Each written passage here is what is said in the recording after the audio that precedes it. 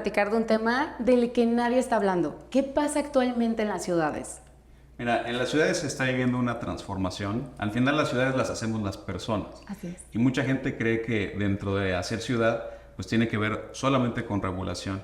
Y hay una amalgama dentro de ello que interactúa todos los días. Por supuesto, en los usuarios de las ciudades, que es donde hay que centrar los productos, los servicios y también las políticas y las normativas del gobierno. Por supuesto, la sociedad en general, la academia y por supuesto también el sector público y el privado son los que hacen ciudades. Hoy se habla mucho de las ciudades inteligentes o de las smart cities. Es un lugar donde se puede generar data y con esa data generar productos y servicios alrededor de esas ciudades, ¿no? Hoy en día las ciudades también se manejan como destino. Es decir, claro, existe una marca destino, ¿no? Por ejemplo, cuando tú hablas de Nueva York, lo asocias con ciertos atributos, ¿no? Cuando hablas de Tulum, son otros atributos completamente distintos. Y en ciudades de México, sobre todo en el centro del país, tenemos que empezar a pensar también en esas ciudades como destino y en hacer ciudad reutilizando el suelo urbano. Me encanta. Y, por ejemplo, en cuestión de la calidad de vida, ¿cómo afecta esto la calidad de vida de las personas? Es decir, cada vez tenemos menos tiempo de calidad. Cuando hablamos de calidad de vida, creemos que hemos venido haciendo el mismo real estate que hemos hecho desde hace 100 años. Sí. Las personas ya cambiaron y si lo vemos como una pirámide, como si fuera la pirámide de Maslow, sí, pensaríamos que en la base está justamente la vivienda, el ladrillo, las paredes. Claro. En el segundo nivel están las amenidades, que es más o menos donde andamos en México al día de hoy, ¿no? O sea, vivienda con amenidades, gimnasio, alberca, etcétera. Eso es ese es el paso que estamos dando. Pero de ahí entra una categoría muy importante que es el flex living y justamente tiene que ver con dos escalones adicionales. El primero es los servicios que te incluya agua, energía eléctrica, internet y también servicios adicionales. Dentro del grupo del flex living se están haciendo de todas categorías. Hay co-livings, co-housings o senior livings de lujo y hay también súper accesibles. Y la única diferencia que hay básicamente entre co-living y co-housing es que co-living es básicamente una vivienda en renta con servicios, mientras que en el co-housing es una vivienda en la que tú eres propietario y se juntan varios propietarios a vivir. Es como un departamento tradicional, ¿no? Un condominio tradicional, pero con servicios avanzados y con creación de comunidad. Eso definitivamente mejora la calidad de vida. Y la última, que yo creo que es la más importante, es la creación de comunidad. Hoy en día las personas viven distinto, muchas viven en solitario o con sus mascotas, ¿no? Los famosos perrijos. Sí. Y también hay otro grupo muy importante, entre 20 y 35 años, que se llaman los DINKs o los DINK, Double Income No Kids, ¿no? Son personas que están en pareja, que viven en pareja, pero que tienen dobles ingresos, o sea, tienen un poder adquisitivo un poco elevado comparado con el resto de la sociedad, y que no tienen hijos o han decidido no tenerlos todavía. Entonces, hablando de calidad de vida, eso hace que busquen otro tipo de servicios, otro tipo de propiedades. Te voy a poner casos, ¿no? Porque hoy la vida es cíclica, más que lineal. Definitivamente va a seguir existiendo la vivienda tradicional, yo estoy seguro, y además es para un grupo muy específico y muy extenso de la población. Sí. Pero también hay otro grupo de la población que no tiene sus necesidades cubiertas. Así es. Entonces tiene que vivir en departamentos de 3 recámaras cuando solamente vive una persona. Sí. Y entonces o paga ese adicional de renta o consigue roomies. Y esos roomies no los conoce. Y muchas veces eso genera complicaciones. Sí, sí. Nosotros generamos este producto de escuchar a nuestros clientes durante los últimos 16 años. Y muchas veces nos pasaba que nos decían, oye, yo quiero rentar esta casa o este departamento, pero únicamente por 3 meses o únicamente por 6 meses. Y entonces había un problema porque los contratos mínimos son de 1 año. Así es. ¿No? En esta flexibilidad que es el flex living, no hay un plazo establecido del contrato y si hay un plazo, se puede terminar en el momento en el que se requiere. Otra de las cosas que pasa en México es que cuando llegas a vivir a otra ciudad por un proyecto de un periodo de tiempo o porque te mudas pero todavía no estás segura o seguro que te vas a quedar a vivir ahí, decides rentar en algún espacio, pero no conoces absolutamente a nadie. Y entonces ahí entras en un momento prácticamente de depresión, se le conoce como soledad urbana, porque no conoces a nadie. Estás en una ciudad nueva, no conoces a nadie, y no hay esa figura que en el co-living sí existe, que es el administrador de la comunidad, que te introduce, te presenta con las demás personas. Pero además de eso, está la parte de la etapa de vida de otras personas, ¿no? Hablábamos de los senior living. En los senior living lo que pasa es que hoy en día la expectativa de vida ha crecido muchísimo. Entonces, antes las personas vivían 60 años, hoy viven 80, 85 años y probablemente la siguiente generación va a vivir 100 mucho más. o más. Sí. El tema es que hoy una persona de 70 años es una persona con una perfecta movilidad, es una persona que no requiere asistencia y si requiere asistencia pero no médica. Por ejemplo, alguien que le ayude a bañarse, alguien que le ayude a ponerse los zapatos.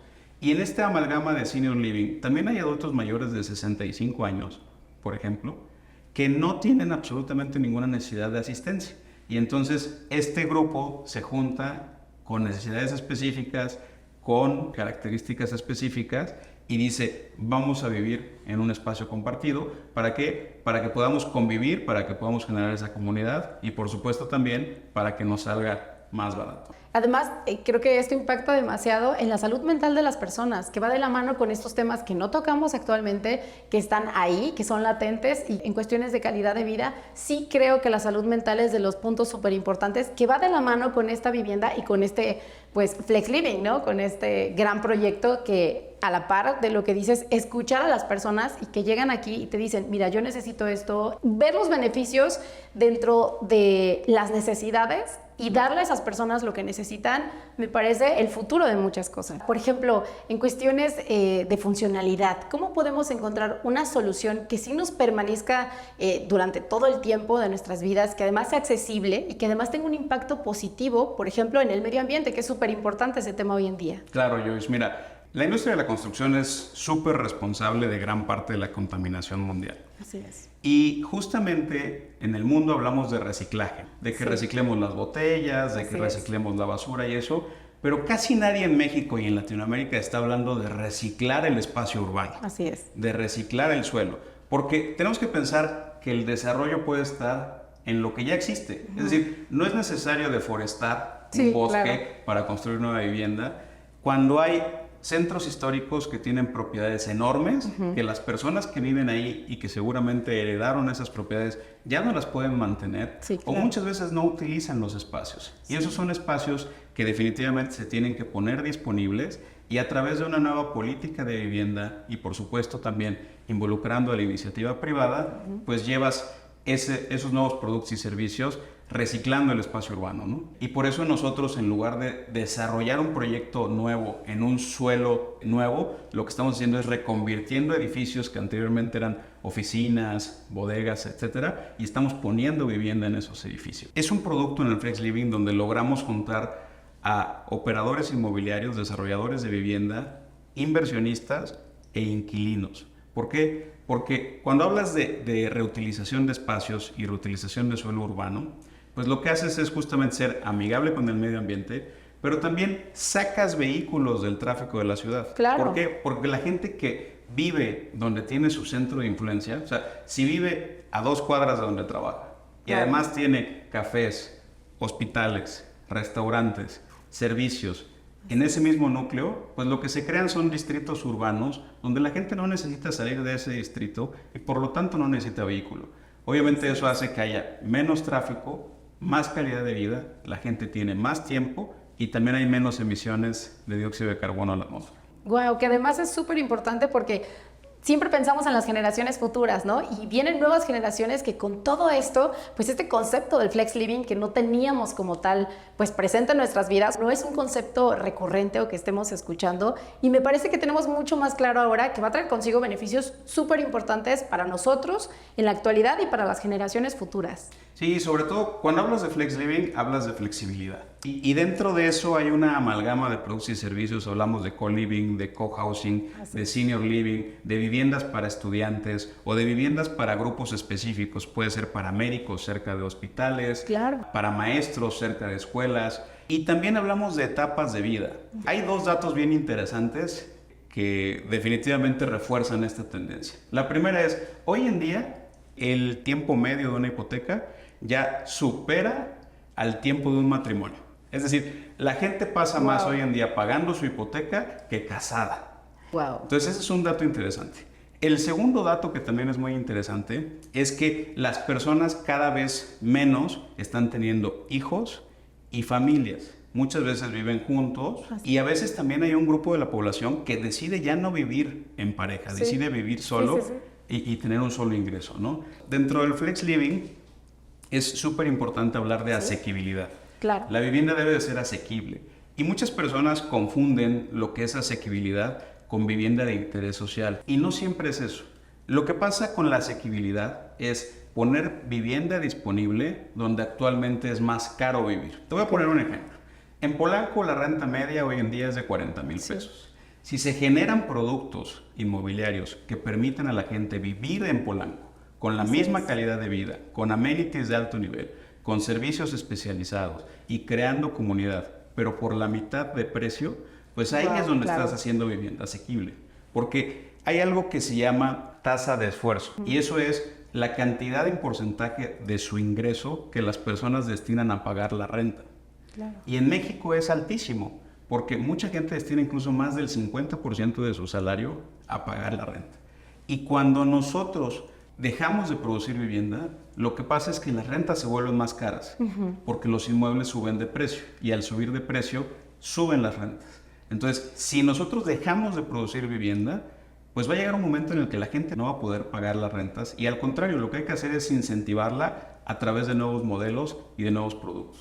Y es una cantidad de beneficios que podemos hacer una lista larguísima a nivel energético, ¿no? La calidad de vida, que es lo que platicabas, a nivel de tiempo, de distancias, de gasolina, que esto afecta directamente en nuestro bolsillo, ¿no? La cartera del mexicano. Y además creo que, por último, hay otro beneficio, porque ya hablamos del beneficio de la sociedad, ¿no? Así es. Pero hay un beneficio también para el sector público. Hoy en día los gobiernos en el mundo ya no tienen los recursos para llevar infraestructura. Y por supuesto en Latinoamérica y en México tampoco hay dinero para llevar infraestructura. Entonces, si seguimos creciendo en las ciudades, los gobiernos tienen que llevar drenaje, agua, tienen que llevar infraestructura eléctrica, tienen que llevar hospitales, escuelas, seguridad pública, bomberos y todos los servicios que el gobierno presta a la población. Entonces, si seguimos creciendo en las ciudades, los gobiernos ya no van a poder llevar esa infraestructura. En cambio, si reciclamos el suelo urbano, si regresamos a los centros urbanos a vivir, lo que vamos a hacer es que el gobierno tenga mucho más presupuesto para que esa infraestructura se vuelva de mayor calidad. Transporte público, vialidades, por supuesto el agua, que hoy es un tema muy importante. Y qué bueno que tocamos el tema del agua, porque en estas propiedades, además, lo que tenemos es el Internet de las cosas. Y justamente tenemos equipos ahorradores, recirculadores de agua, captadores pluviales para poder almacenar esa agua, tratamientos de aguas residuales. Y viene una amalgama también muy interesante, por ejemplo, para el tema de paneles solares, de las baterías para el almacenamiento de esa energía. Y por supuesto también lo que es la arquitectura bioclimática, ¿no? Hoy en día se pueden utilizar nuevos materiales que permiten bajar las temperaturas interiores de las propiedades. Eso hace que no necesites aires acondicionados y también a través de ventilaciones cruzadas crear justamente estas circulaciones de aire que haga que no te estés asfixiando dentro con los calores que hemos tenido hoy en día. Sí, claro, es adaptarnos, ¿no? De alguna manera también a nuestro suelo, como lo dices, lo de la mancha urbana es súper importante, porque al final no se abastece tampoco el gobierno y entonces nosotros con tal de tener una casa, aceptamos una casa sin agua o aceptamos una casa que no tenga los servicios necesarios y que entonces nos pega a nosotros y en la familia y ya estás como entre la espada y la pared sin saber a dónde ir o qué hacer, ¿no? Esta es una solución tremenda. Te voy a hablar un poquito de la historia del coliving. El coliving surge en Dinamarca porque se da cuenta el gobierno que tenían un problema de rezago social. Entonces, en Dinamarca lo usaron como una solución justamente al tema de desigualdad y de división social. Luego lo trajo Finlandia y Finlandia se dio cuenta que tenían una tasa de suicidio muy alta porque son países que pasan 6 meses de invierno, muy fríos, muy grises. Y entonces dijeron, vamos a crear un modelo donde viviendo en comunidad y vemos qué pasa. Y el beneficio del experimento, ¿cuál fue? Que bajaron la tasa de suicidio en 50%. Seguro. Entonces, ¿por qué? Porque viven con alguien. En la pandemia pasó muchísimo. Claro. En COVID, la gente que vivía sola básicamente entró en depresión. Y, por ejemplo, en México o en Latinoamérica pasa mucho. Las abuelitas, los abuelitos, muchas veces viven solos Y hay casos donde tiene una semana o más que fallecieron y nadie se da cuenta. Entonces, luego viene ese modelo a América y se establece en Estados Unidos y ahí cambia un poco y se dan cuenta que ayuda ¿a qué? A que salga más barato vivir juntos. Hay muchas personas que piensan que el co-living es una nueva vecindad, pero hay una diferencia importante porque tú tienes áreas privadas. Entonces, cuando el co-living desde el desarrollo lo concibes como un co-living auténtico, como un co-living real, lo que tienes son áreas privadas y los espacios repetidos de esas áreas privadas los sacas a las áreas comunes y generas áreas comunes de mucha calidad y que generen comunidad. Es decir, hay un administrador de la comunidad, que es el community manager, que es el que se encarga de presentar a Pedro con Luis y a Luis con Ana y viceversa. En el co-living hay 5 cosas que debes de cuidar. La ubicación, porque debe de estar muy cerca de servicios, muy cerca de los centros de influencia de las personas. Tienes que cuidar el precio, porque debe ser vivienda asequible. También, obviamente, la comunidad que generas, ¿no? La generación de comunidad es súper importante para mediar conflictos, para presentar a las personas. Y otra de las cosas que importa muchísimo es la flexibilidad. Te decía que nosotros escuchamos a los clientes y nos dimos cuenta que había muchos clientes que tenían 2 problemáticas, que querían rentar por menos de un año y la otra, que no tenían un aval o un obligado solidario con una propiedad, con una escritura que les pudiera garantizar el pago a los propietarios. Entonces, de repente tenían que rentar donde podían. Así es. Y por último, por supuesto, algo muy importante, además de la flexibilidad del precio, la ubicación, la comunidad que generas, es justamente la escalabilidad. Porque la escalabilidad te permite operar y brindar mejores servicios. Y cuando tú haces un modelo de vivienda que es básicamente plug-in, que tiene botes de basura, ganchos, camas, todo el equipamiento y nada más pasas tu ropa y llegas y te instalas, pues definitivamente es mucho más cómodo para la vida moderna, ¿no? Algo que creo que es de interés de muchos de nosotros es que cuando pensamos en los desarrolladores, pensar en que un desarrollador viene y vende la vivienda y ya está, ahí nos vemos, pensar en que ese desarrollador se involucra y permanece en todo este tiempo, eso nos da como esa necesidad de conocer cómo es que se vive ahora pues la vida a través de los desarrolladores. Mira, definitivamente eso ha venido cambiando también y va a seguir cambiando muchísimo.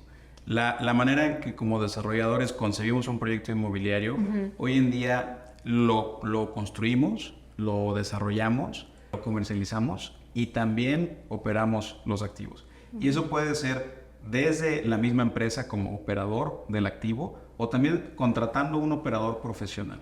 Entonces, eso hace que desde que se crean los proyectos inmobiliarios se piense en la experiencia de usuario, en qué van a sentir, qué van a hacer, qué van a desarrollar las personas cuando vivan allí. Y creo que el poner al usuario y al cliente en el centro y empezar a rodear de productos y servicios alrededor de él, pues nos va a hacer obviamente que entreguemos mejores productos y que tengamos todos una mejor calidad de vida. Sin duda. Y eso es un tema que escuchamos todo el tiempo. Cada vez más nos estamos yendo a las orillas de la ciudad, ¿no? O lejos de las ciudades, pero además esto genera más tráfico porque tenemos que trasladarnos a los lugares céntricos que no están tan cerca de nuestras comunidades y crear comunidad con las personas y tener estos, pues de alguna manera, amistades, ¿no? Por así decirlo. Son amistades que van a ayudarnos en la salud mental, en la manera en la que vivimos, en la economía, como lo dices, porque es importante pensar en lo asequible que tiene que ser, ¿no? El que realmente no se te vaya la vida entera en ello y que puedas decir en un momento, ok, me traslado de ciudad, ok, ya terminé aquí este proyecto, voy a continuar en algo más. Y eso me parece